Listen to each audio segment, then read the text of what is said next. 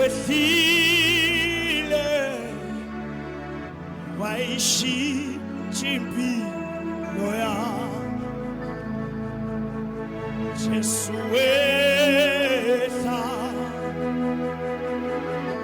Jesu wehla wehlile wayishintsha impilo yami Jesu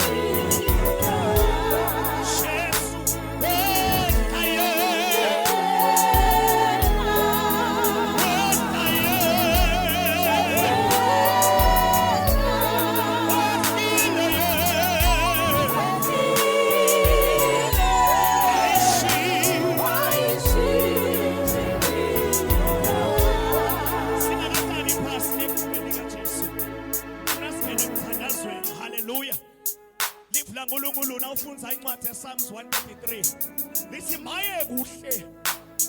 kumnanzi nangabe labangcwele bahlangene bamunye kufanana nemafutha ehlela enhloko yaAaron akadini nje enhloko yaAaron but aqhubeke ehlele nase temphathweni takhe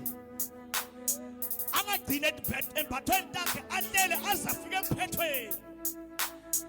lokusho ukuthi nasenyaweni ayafika nasikhuluma ngemafutha sisuke sikhuluma ngelugobo lolugobo akusilona nje igobo lolivela noma nganguphi but lugobo lolwehliswa nguNkulunkulu lokusho ukuthi uNkulunkulu uyababona abahlangene bamunye bese intweni yakhe uyathithela bese ubone ukuthi njengoba bahlangene I have to release my anointing over them akudingi lenye into kudinga nje sihlangane sibe munye sivumelane ngatho yini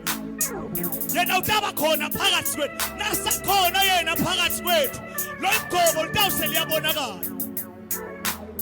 asengutshela kunetimo lotithandazele uwedwa wehluleke asengutshele letimo betingadzingi lo mthandazo wakho betidzinga naligobolo lwehlala ngabe sihlangene sibangcwele ngoba lo igobo alimali litholakale noma nganguphi but litholakala ngalesikhathi labangcwele bahlangene nasikhuluma ngeligobo sisuke sikhuluma ngengadimulo yasimakazi yona lehlulekisa timo letisehlulayo lalela Israel nakawela lwandle lolubovu kwathingeka ukuthi kube yikukhanya noma ingadimulo lemlwelako lekhuluma nelwandle kuze lwandle livuleke yena ngekwakhe bekangeka khona kulento alivuleke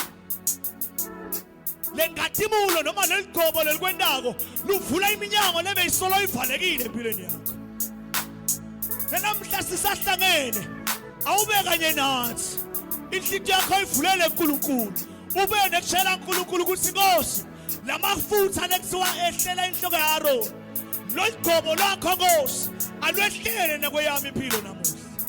ngoba kunetimo letingehlulako tidzinga lo igobo lakho Nkosi lithuba lelihle ke sihlangene sibuthene hey